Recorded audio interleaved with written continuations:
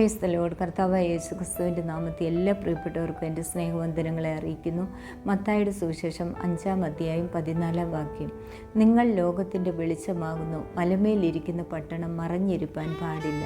പ്രിയപ്പെട്ട സഹോദരങ്ങളെ, നമ്മളെ ദൈവം ലോകത്തിൻ്റെ വെളിച്ചമായിട്ടാണ് ആക്കിയിരിക്കുന്നത്. അന്ധകാരം ഭൂമിയെയും കൂരിട്ട് ജാതികളെയും മൂടുമ്പോൾ നമ്മളുടെ മേൽ ദൈവത്തിൻ്റെ തേജസ് പകർന്നിരിക്കുന്നത് മറഞ്ഞിരിപ്പാനല്ല, അന്ധകാരത്തിൽ കിടക്കുന്നവർക്ക് വെളിച്ചം പകരാൻ കൂടിയാണ്.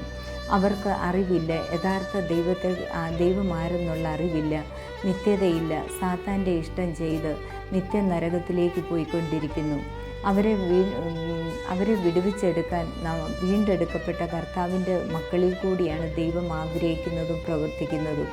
നാം ഈ ഭൂമിയിൽ ദൈവം നമുക്ക് തന്ന ആയുസ് നമ്മുടേതായ കാര്യാദികൾ മാത്രം ചെയ്തുകൊണ്ടിരിക്കുകയാണോ, അതോ ദൈവത്തിന് വേണ്ടി നമുക്ക് പ്രയോജനപ്പെടുവാൻ കഴിയുന്നുണ്ടോ?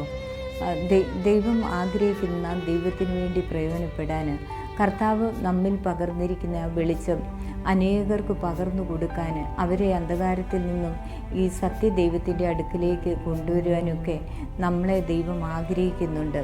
അതിനായിട്ട് ദൈവം നമ്മെ എല്ലാം സഹായിക്കട്ടെ. നാം ദൈവത്തിന് വേണ്ടി പ്രയോജനപ്പെടുമ്പോൾ നമ്മുടെ എല്ലാ കാര്യങ്ങളും കർത്താവ് ഏറ്റെടുത്ത് പ്രവർത്തിക്കും. ദൈവം വിശ്വസ്തൻ. ഈ ചെറിയ സന്ദേശം എല്ലാ പ്രിയപ്പെട്ടവർക്കും അനുഗ്രഹമാകട്ടെ എന്ന് പ്രാർത്ഥിച്ചുകൊണ്ട് ഗോഡ് ബ്ലെസ് യു.